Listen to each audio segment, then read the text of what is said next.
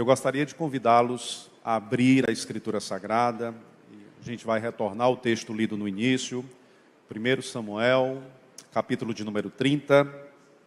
Esse é um texto emblemático que vai falar-nos sobre um dos piores dias na vida de Davi. O tema da ministração, nós estaremos pensando sobre a restituição, a celebração da restituição. E esta é uma palavra muito cara para nós. Aqui, Davi enfrenta o pior dia da sua vida até então. O ano é 1012 a.C. Davi tem 29 anos de idade. Aos 15, Davi foi consagrado, ungido rei. E a Escritura conta-nos que a sua vida a partir dali foi uma vida repleta de aventuras. Perceba que o Davi, ainda muito jovem, ele recebe a unção para reinar. Nós conhecemos a história e sabemos que ele não reina imediatamente, mas logo ele torna-se um herói nacional quando derrota o Golias. É então posto no cargo de comandante do rei. Saul então começa a enfrentar alguns problemas, e a Escritura conta-nos que ele busca a morte de Davi, perseguir a Davi. E esse processo leva a Davi a fugir de Saul e se desviar de lanças, e ele faz isso tanto tempo.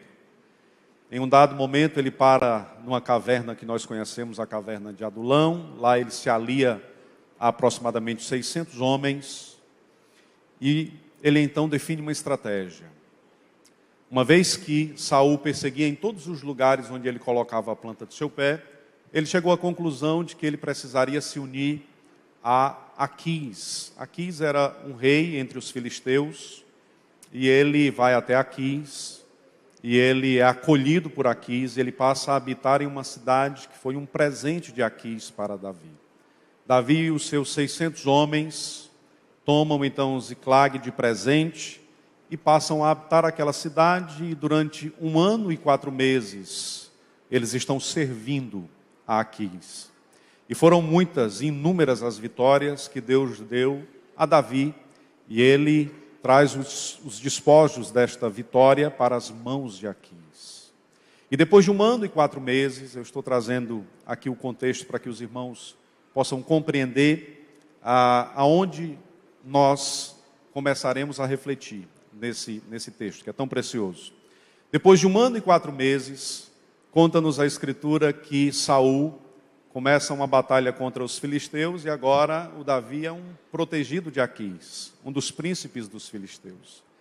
E aí o Aquis diz: Davi, eu estou em guerra contra Saul, e o Davi se prontifica, e ele vai para o fronte de batalha.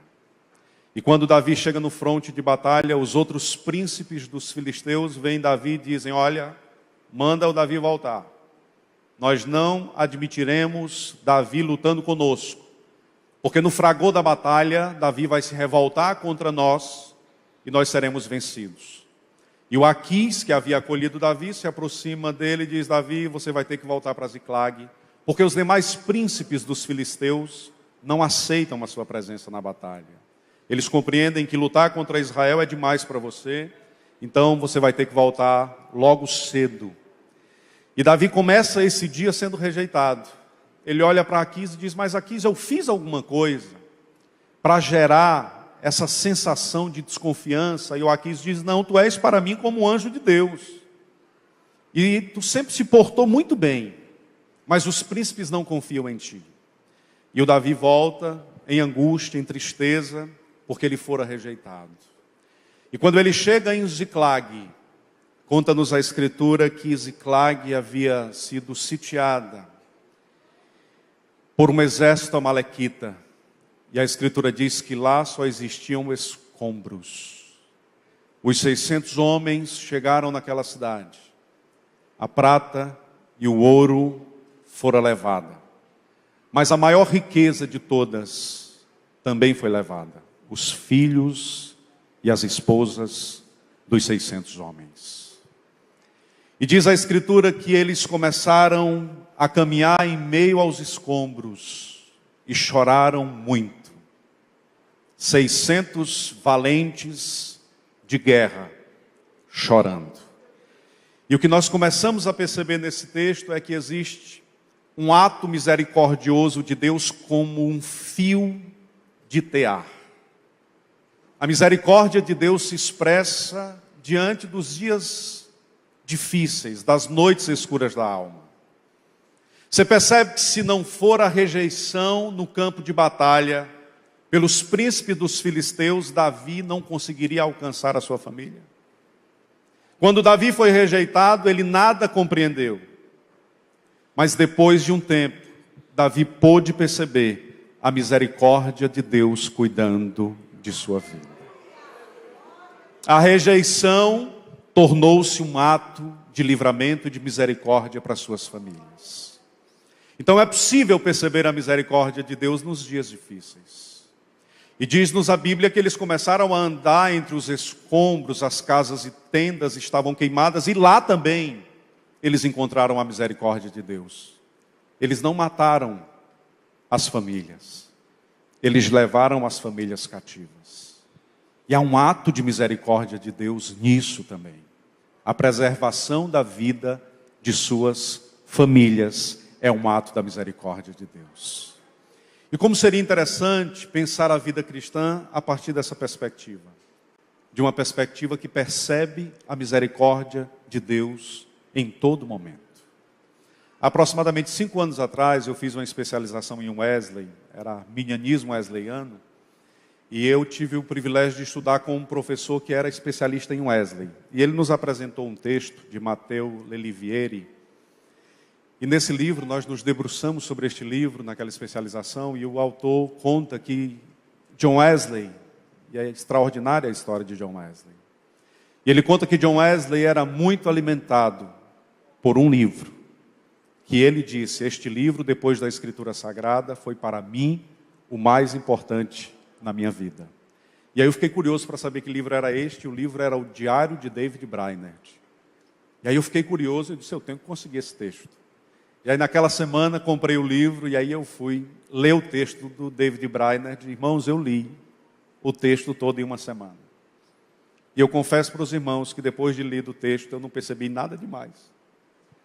Contava a história de um missionário desbravando as tribos indígenas e buscando pregar o Evangelho e apresentar o Cristo. E aí passaram-se os meses, eu tive a oportunidade de trazer esse professor aqui, e estávamos em conversa, e aí ele disse, você vai ler de novo o texto, só que você vai ler percebendo o ato da misericórdia de Deus. E aí eu voltei para o texto. E aí quando eu fui ler o texto, eu percebi a preciosidade daquele livro. O livro conta mais ou menos assim, o David Brainerd começa a falar sobre a sua experiência, e ele diz assim, hoje pela manhã, eu desejei evangelizar uma tribo que nunca ninguém falou do Evangelho naquela tribo. Então fui a uma cidade próxima e busquei alguém que conhecesse a língua nativa. Deus é tão misericordioso que eu sofri alguns dias, mas encontrei uma pessoa. E aí ele conseguindo esta pessoa, ele diz, aí nós seguimos floresta adentro para se aproximar daquela tribo. Eram necessários alguns dias de viagem. E aí enquanto nós íamos cavalgando, nós íamos conversando na linguagem nativa. No terceiro dia, aquele homem foi acometido de uma doença e ele morreu 24 horas depois. Mas Deus é tão misericordioso que foi possível aprender algumas frases. O meu cavalo, depois de um dia, colocou o pé numa cova, quebrou a pata e foi necessário sacrificar o meu cavalo. Mas Deus é tão misericordioso que em todo esse tempo eu não quebrei nenhum osso. Choveu muito durante a noite, mas Deus é tão misericordioso que a chuva começou próximo de uma caverna. E aí você vai lendo o texto. E o Brainerd vai falando sobre os medos, sobre as dores, sobre as vicissitudes, sobre as tempestades, sobre os dias difíceis, sobre as intempéries da vida. E ele vai dizendo, mas Deus é tão misericordioso que continua cuidando. Mas Deus é tão misericordioso que continua velando. Mas Deus é tão misericordioso que continua protegendo. Mas Deus.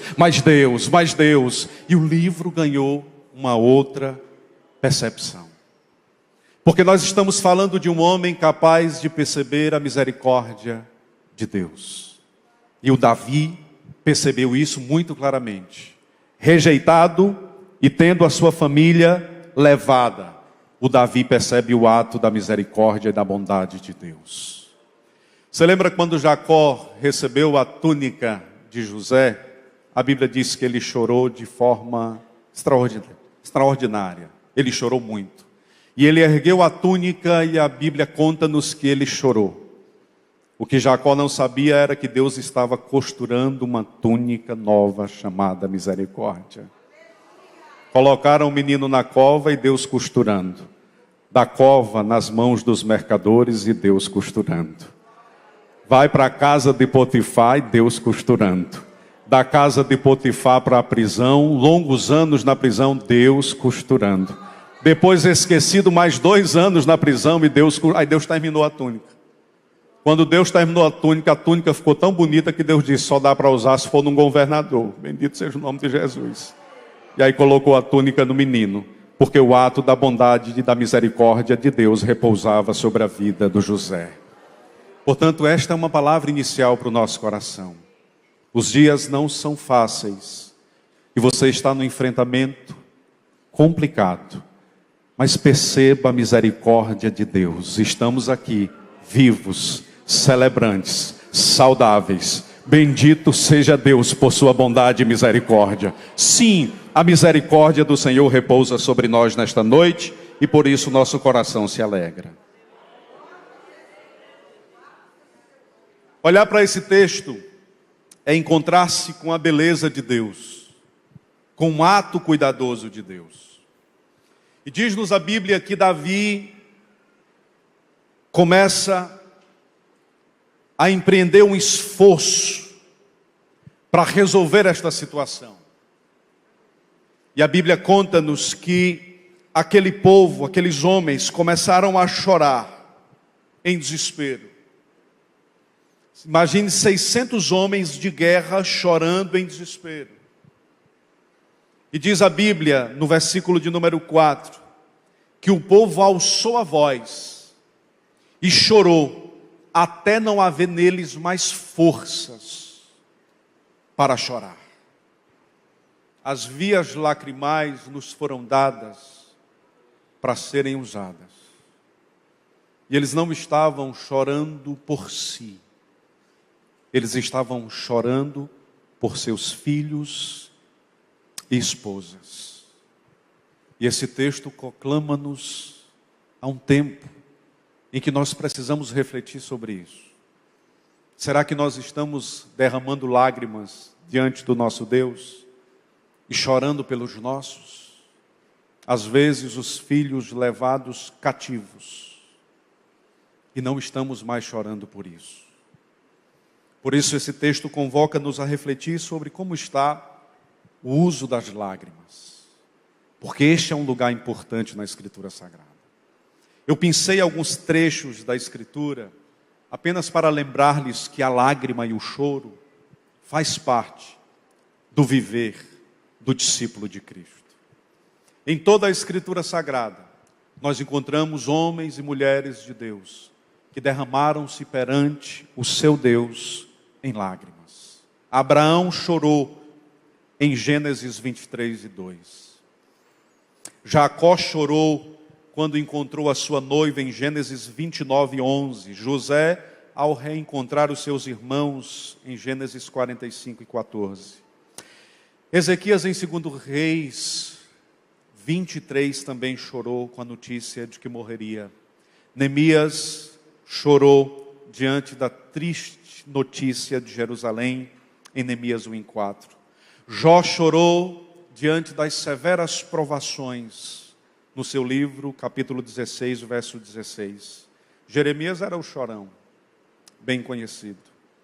Pedro chorou por fraqueza e porque negou a Cristo, em Mateus 26, 7, 5. Paulo chorou, João chorou e o Mestre também chorou. Todos estes homens derramaram lágrimas. Todos estes homens choraram. E às vezes nós evitamos as lágrimas. Nós fingimos que elas não são mais necessárias. E resguardamos esta dor para um lugar de silêncio. E a conta chega lá na frente. Às vezes, desejamos ocultar as nossas emoções. E a conta vem. E quando a conta vem, às vezes nós já estamos totalmente desorganizados, emocional e psicologicamente. Por isso esses homens começam chorando. E esta é uma ação importante. Nós precisamos expressar as nossas emoções. Ter o controle sobre as emoções é também expressá-las. E saber que, em meio às lágrimas, existe um Deus que é poderoso, excelente e majestoso e que pode mudar quadros e histórias. Esse Davi conhece e reconhece esse lugar das lágrimas. Tem um trecho na história de Davi, quando Davi agora está em guerra com os filisteus, e eu pensei esse texto para trazer aos irmãos. Deus manda Davi para um bosque de amoreira. Amoreira no hebraico significa baca, árvore que chora. Olha que coisa interessante. Deus manda Davi para um bosque de amoreira. E Davi fica resguardado debaixo de copas de árvores que choram. Isso é um vale de lágrimas, né? E aí a profecia de Deus para Davi é a seguinte, 2 Samuel 5:23, olha o que a Bíblia diz. Davi consultou o Senhor, e o Senhor disse: não subirás, mas rodearás por detrás deles, e virás a ele por defronte das amoreiras. E há de ser que, olha a palavra de Deus a Davi, ouvindo o estrondo de exército e marcha nas copas das amoreiras, então te apressarás. Ô Davi, você vai estar no lugar das árvores que choram, no lugar das lágrimas. Mas entre a copa dessas árvores, atente, você vai ouvir um exército de vitória. E quando você ouvir o som desse exército, apressa-te, que o Senhor te dará a vitória contra os filisteus. Você acredita que Deus nos dá a vitória diante das lágrimas? Você acredita que as lágrimas são necessárias para a nossa vida e para a nossa história? E por meio das copas das amoreiras, Deus deu a Davi a vitória necessária. Portanto, algumas pessoas que estão nesse ambiente, outras que estão assistindo a partir da plataforma virtual, chore, derrame-se perante a presença do seu Deus. Este choro e esta lágrima é como um canto escrito, é como uma poesia descrita. Existe um Deus que decifra lágrimas, e existe um Deus que conhece a interioridade da tua alma. E esse Senhor sustenta a tua dor e te declara nesta noite, em meio às lágrimas, há um som de vitória, há um som de livramento e há um som da graça de Deus estabelecida em tua direção. Seja bendito o nome do nosso Deus para sempre. Seja bendito o nome do nosso Deus. Então, quando uma pessoa não chora, essa pessoa está com déficit de humanidade. Gosto disso. O autor que trabalha essa ideia é um autor que nos ensina que as lágrimas representam uma libertação do domínio da dor. É possível viver limitado e dominado pela dor, mas é também possível rasgar a nossa alma e o nosso coração e apresentar-se ante o nosso Deus com as nossas vias lacrimais em uso, chorando as nossas imperfeições, os nossos medos, as nossas angústias. Porque não há lugar mais seguro do que este. E enquanto choramos e nos derramamos perante a presença do nosso Deus, um som de vitória se estabelecerá em nossa direção. Sim, Deus está em busca de homens e mulheres que sejam valentes o suficiente para chorar. Deus está em busca de homens e mulheres que sejam valentes o suficientes para se derramar perante a face do Senhor, confiantes de que a bondade e a providência do Senhor repousa nos dias de lágrimas. Por trás de toda providência carrancuda, existe uma face sorridente. William Kolbe disse isso. Por trás de todos os dias difíceis, existe um ato da misericórdia de Deus. Por trás da noite escura da alma, Deus dá canções. Você sabia que a Bíblia diz isso? Depois você lê Jó, capítulo 35, versículo 10.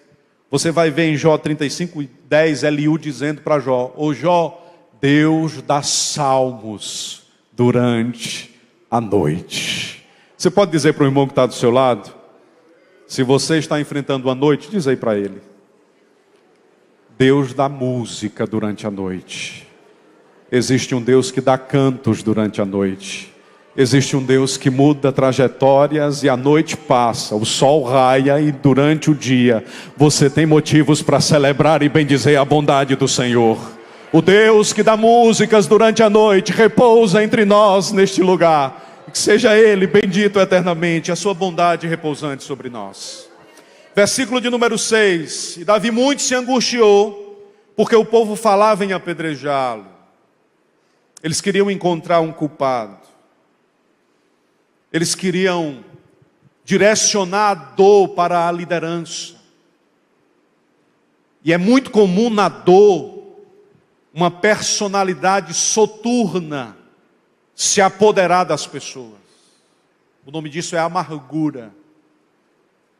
A pessoa fica carregada de amargura e deseja terceirizar ou encontrar um culpado, responsabilizar um terceiro. Os 600 de Davi esqueceram tudo que Davi fez por eles. Estes homens eram esquecidos, abandonados, antissociais. E na caverna de Adulão, Davi os acolheu e os tornou guerreiros. Os esquecidos de Adulão tornaram-se os valentes de Davi, homens de honra, homens de nome. E agora, quando a situação apertou, eles desejaram apedrejar a Davi. Eles esqueceram de tudo que Davi fez, de tudo que Deus fez por meio de Davi em suas vidas. Eles desejaram apedrejar a Davi. E essa é uma possibilidade. Na vida, Deus nos colocará diante de situações de angústia. É possível se alimentar da situação e nos tornar amargos. E é possível se alimentar da situação e confiar no Deus que nos dá escape e que nos faz melhores para a glória do seu nome. De que lado nós estaremos? Como nós enfrentaremos Ziclag? A origem é Belém. O destino é Jerusalém. Ziclag é só uma passagem. É um lugar que vai passar. Nós temos um destino. Caminhamos para Jerusalém. Ziclag não vai operar mudanças e nos fazer parar. Continuamos observando Jerusalém. Nós temos uma origem que é Belém e um destino que é Jerusalém. Ziclag não vai nos poluir. Nós vamos chegar em Jerusalém para a glória do nome de Jesus. Qual posição será a nossa diante do Ziclag? Será que nós colheremos pedras nas mãos para lançar sobre os outros? Ou seremos daqueles que se alegrarão em ouvir o som de pedras caindo no solo? Porque quando a amargura chega, você pode adotar essas duas possibilidades. Ou você enche as mãos de pedras e busca um alvo para terceirizar a culpa, ou você reconhece que o barulho mais agradável que existe é o barulho de pedras caindo ao solo. E aí você vai soltando as pedras, e você vai confiando que você e eu também somos alvos, e que nós também merecemos algumas pedradas. E é melhor a gente ficar em silêncio e sair, porque o Deus de misericórdia está ali. E esse Deus de bondade e de misericórdia nos deu paz, nos deu livramento, nos deu mais um dia, nos deu mais um culto, nos deu mais uma possibilidade, nos deu este dia, esta hora, este momento. Seja Ele bendito por isso. Seja celebrado o nome do nosso Deus por isso. Reter a mágoa pode gerar um sentimento de autopiedade. E ninguém é capaz de mudar a vida enquanto sentir pena de si mesmo. Ninguém é capaz de mudar a rota da história com sentimento de autopiedade. Ou assumimos a responsabilidade e corremos atrás do prejuízo, ou a gente vai terceirizando e a gente acaba encontrando culpados. Amém, queridos? E a palavra de Deus a nós é que nós devemos redirecionar a nossa atenção. O inimigo não é Davi. O inimigo não é a esposa. O inimigo não é o esposo. O inimigo não é o governo. O inimigo não é o chefe. O inimigo não é o professor. O inimigo não. Os amalequitas eram os inimigos. Nossa luta não é contra carne nem sangue. Nossa luta é contra os principados e potestades. Enquanto nós estamos aqui recebendo esta palavra, Satanás está arquitetando formas de aprisionar os nossos filhos. Enquanto nós estamos aqui sendo alimentados pela Escritura Sagrada, Satanás está armando laços para destruir os nossos filhos, inspirando pessoas para se colocar no caminho das nossas crianças. Lá no futuro, ele é paciente e ele faz isso calmamente. Mas nós, como os valentes reconheceram após ouvir a Davi, hoje à noite, vamos tomar no nosso coração a decisão de direcionar a nossa ira para o inimigo que nos afronta. E nós ergueremos a nossa voz em oração. E nós não viveremos à mercê da amargura, porque há um livramento de Deus para a nossa história. E o escritor aos Hebreus, no capítulo 12, versículo 15, ele diz o seguinte: tem cuidado de que ninguém vos prive da graça de Deus, e de que nenhuma raiz de amargura brotando vos perturbe, e por ela muitos se contaminam. E aí há uma palavra de Deus a nós. O Senhor está demovendo toda raiz de amargura. O Senhor deseja limpar-nos de toda amargura. E essa amargura tem possibilidades de contaminar todo o exército. Mas nós hoje, ouvindo a voz e a palavra de Deus, nos livraremos deste sentimento e romperemos todos os nossos medos e buscaremos o livramento do nosso Deus. Esta palavra de Deus a nós. E aí, conta-nos a Bíblia, no versículo de número 7, eu considero este momento um dos momentos mais interessantes do texto. No versículo de número 7, Davi se aproxima de Abiatar, e Davi pede a Abiatar o éfode. Abiatar era um dos sacerdotes, um dos últimos sacerdotes vivos.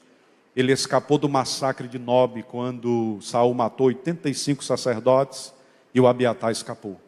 E o Davi pede a Abiatar o éfode, e ele tinha o éfode, que era um colete utilizado pelo sacerdote.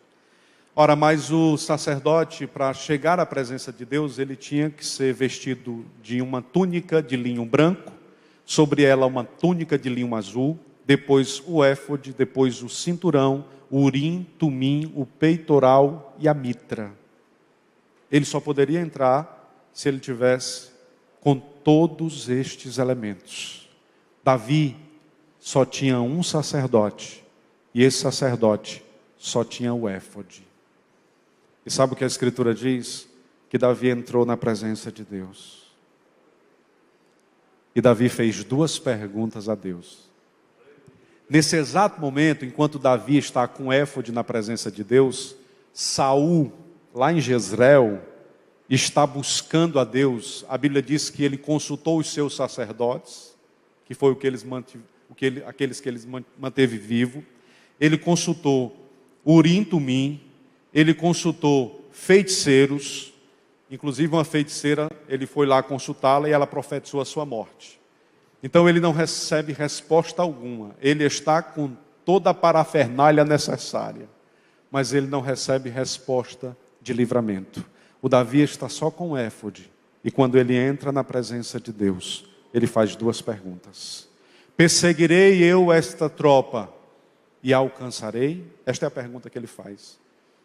Irmãos, depois de uma noite de oração, Deus deu a resposta em 10 palavras. Você leva 5 segundos para ler e recitar a resposta de Deus a Davi. Persegue, porque de certo alcançarás, e tudo libertarás. É impressionante pensar nisso. O Davi só com o éfode faz 2 perguntas, diga comigo, 2 perguntas, e recebe 3 respostas, diga comigo, 3 respostas. Você sabe por que Davi faz 2 perguntas e recebe 3 respostas? É por causa do Salmo 62, versículo 11. O Davi diz assim: uma vez falou o Senhor, 2 vezes eu ouvi. Quando Deus fala uma vez e você escuta 2 vezes, quando você perguntar 2 vezes, Deus vai responder 3. Quando Deus fala uma vez e em obediência acolhemos a sua voz, quando tu tiveres em angústia e sofrimento, ao chegar na presença de Deus, pode estar incompleto a resposta de Deus para a nossa história, porque o Deus bendito e de misericórdia está nesse lugar. Seja bendito o nome do Senhor. Então Davi busca Deus, e o Davi tem essa resposta clara: persegue, Davi, porque de certo tu alcançarás, e tudo tu libertarás. E o Davi agora tem uma promessa nas mãos. Ele sai daquele lugar da oração com uma promessa. O que pode ser mais consistente na vida de um discípulo do que uma promessa? O discípulo não vive de resposta, o discípulo vive de promessa. Existem questões que nós morreremos e não teremos a resposta. Mas existe uma promessa que já é a necessária resposta para nós. No céu, nós não teremos espaços para dúvida. Portanto, a dúvida que cala o nosso coração aqui precisa ser acolhido pelas promessas de Deus na nossa vida e na nossa história. E eu quero lembrar a igreja do Senhor Jesus Cristo nesta noite. O Davi sai fortalecido para perseguir o exército amalequita de milhares, com apenas 600 homens. 200 ainda desistem no meio do caminho, porque estavam cansados demais, empesou. Mas ele continua com 400, e sabe por quê? Porque ele estava firmado numa palavra, e firmado numa promessa. E eu quero relembrar-lhes nesta noite, que todos nós em Cristo estamos aliados e alinhados a uma promessa. Nós temos vitórias sobre a dor, sobre o sofrimento, sobre a morte, sobre o sepulcro. Nós temos uma promessa, e a promessa é de restauração e de ressurreição. Somente quem já tem a promessa de filiação, ergue assim a mão para o céu e bendiz o nome de Jesus. Nós estamos firmados nessa promessa. E a beleza desta promessa é o que nos põe de pé, é o que nos coloca firmes no fronte da batalha. Então, retornar à batalha confiados na promessa é ter consciência de que a batalha não será o nosso fim. Por isso nós estamos aqui nesta noite, porque aqui nós renovamos a esperança. Aqui nós recebemos uma palavra de promessa. E a gente retorna para o fronte na semana e encara todos os inimigos possíveis, porque nós sabemos que estamos firmados sobre uma promessa daquele que não falha, daquele que não mente. Portanto, há uma palavra de Deus a alguns corações neste lugar. Persegue, continue, porque de certo alcançarás e tudo vai ficar bem. Deus não vai devolver apenas parte do que você perdeu. Deus vai devolver tudo, tudo, restituição completa. Ah, pastor, mas outrora eu tinha tanto desejo pela Escritura Sagrada, eu buscava Deus em intensidade. Já não faço mais isso. Me foi roubado o meu desejo por buscar a Deus. Deus vai devolver tudo. Tudo vai ficar bem. Hoje o Senhor te promete. Há uma promessa de restauração e restituição. Há uma promessa de retorno e restauração de saúde. Saúde completa. Alegria completa. Restauração completa. Tudo vai ficar bem. Tudo vai ficar bem. É essa a palavra do nosso Deus. E que nós possamos ouvir esta palavra e, tomando posse deste ato profético, celebrar a bondade do Senhor sobre nossas vidas. Sim, tudo vai ficar bem. Esta fala de Deus a Davi. E o Davi, resguardado nesta palavra, ele sai. Porque agora ele tem uma orientação. E por que nós precisamos orar, irmãos? Nós precisamos orar para que a gente possa alterar a nossa perspectiva. Um discípulo de Jesus ora para que ele possa enxergar a circunstância a partir da ótica do sagrado, a partir da ótica de Deus. Se nós percebêssemos a nossa história a partir da ótica divina, tudo faria diferença. E por que orar? Porque quando chegamos nesse ambiente da oração, Deus amplia a nossa visão. Um microscópio e um telescópio não altera o tamanho do objeto observado, mas altera a perspectiva de quem observa. Isso é orar. Amém, irmãos? O problema continua do mesmo tamanho, mas você recebeu uma palavra. Você recebeu uma promessa. A palavra de Deus repousa sobre a tua vida, te dando livramento. A palavra de Deus repousa sobre os teus filhos, declarando paz sobre o teu coração. Isso muda perspectivas. O processo continua o mesmo, mas você está enxergando de forma diferente, porque estamos observando a vida a partir da ótica do sagrado, a partir da ótica do divino, e tudo muda na nossa história. Seja bendito o nome de Jesus. Por isso é bom estar nesse lugar, por isso é seguro estar nesse lugar. Por isso nós precisamos pertencer a este lugar de oração, a esse ambiente de segurança. Hoje eu ouvi o pastor Zenha ministrando a palavra, e no versículo 3, a palavra começa com o termo considerar. E é interessante isso, porque há 3 dias atrás, escrevendo essa ministração, Deus me levou a Tiago, capítulo de número 1, versículo 2. Quando a Escritura diz: meus irmãos, considerem, diga comigo, considerem. Considerem motivo de grande alegria o fato de passardes por diversas provações. Esse é o texto de Tiago. Considerem. Se você ler Atos dos Apóstolos, capítulo 26, versículo 2, o apóstolo Paulo está sendo julgado. E o rei Agripa pergunta: como é que você está, Paulo? Aí o Paulo diz assim: considero-me feliz por poder estar em tua presença. A tradução da expressão considero-me, ou considerem, no grego, a escrita é geomai, a expressão é ijomer. Ijomer significa governe as suas emoções.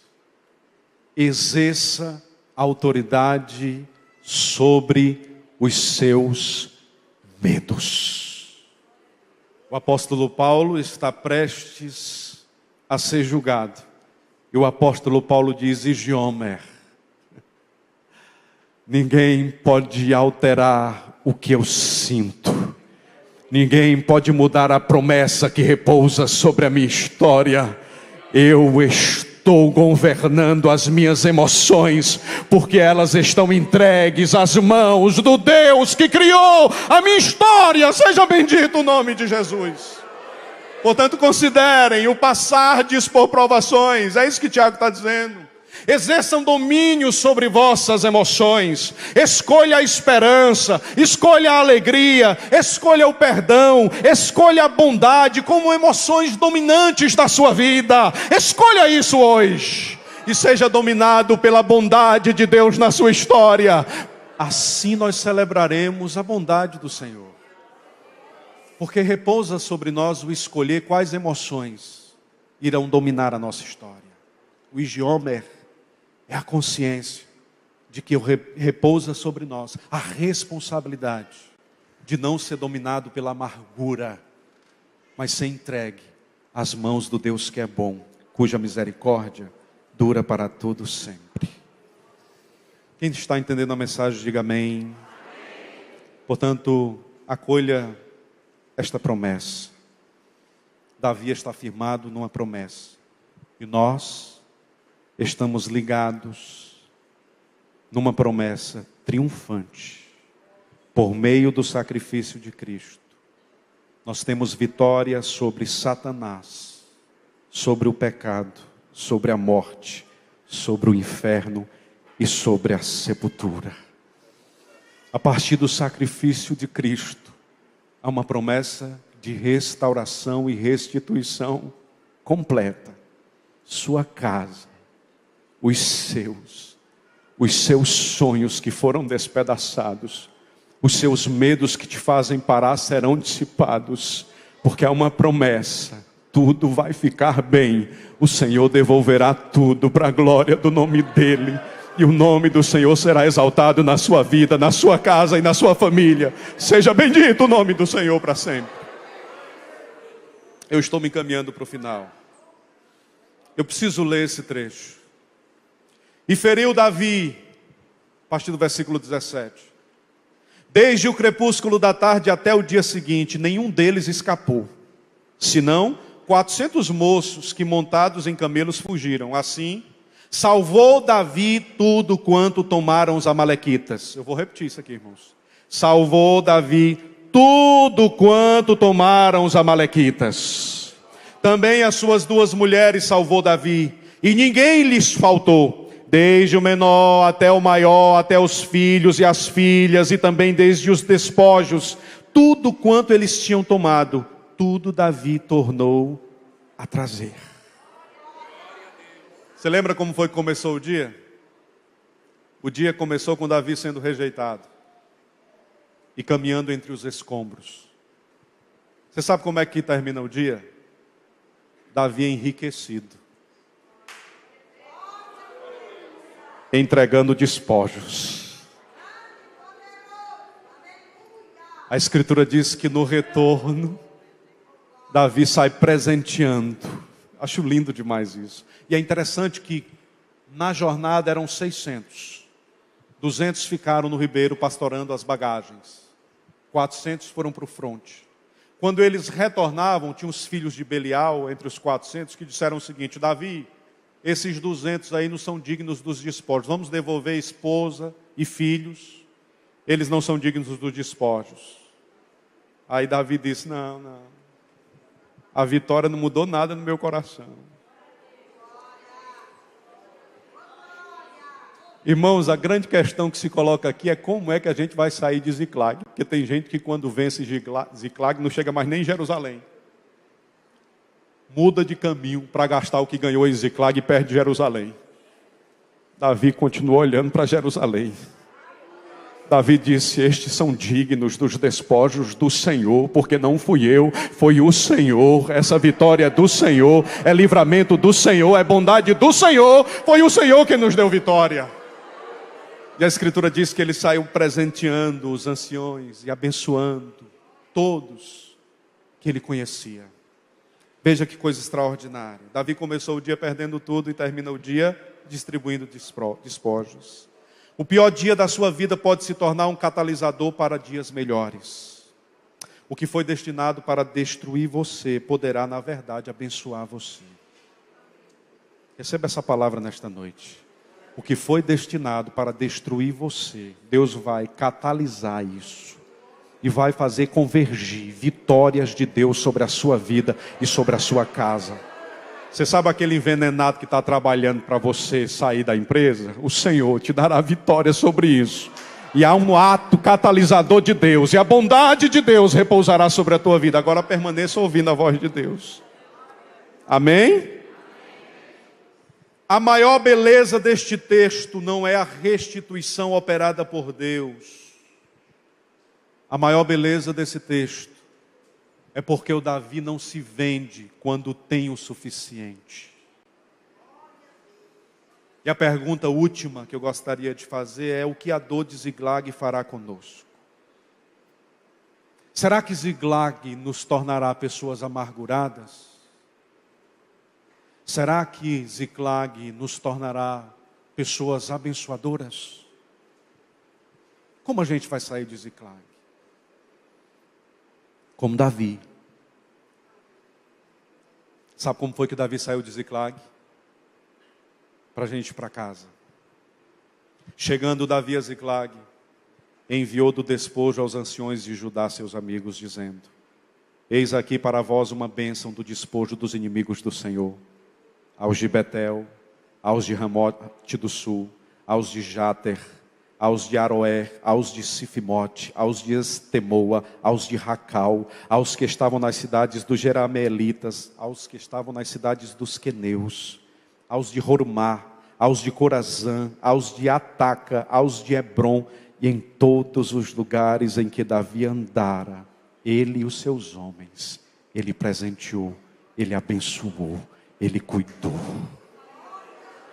Portanto, eu concluo dizendo que Ziclag não é o nosso fim. Nossa origem é Belém.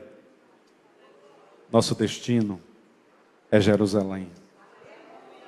Ziclag vai passar. E quando passar, você vai sair melhor de lá para a glória do nome de Jesus. Deus abençoe as nossas vidas.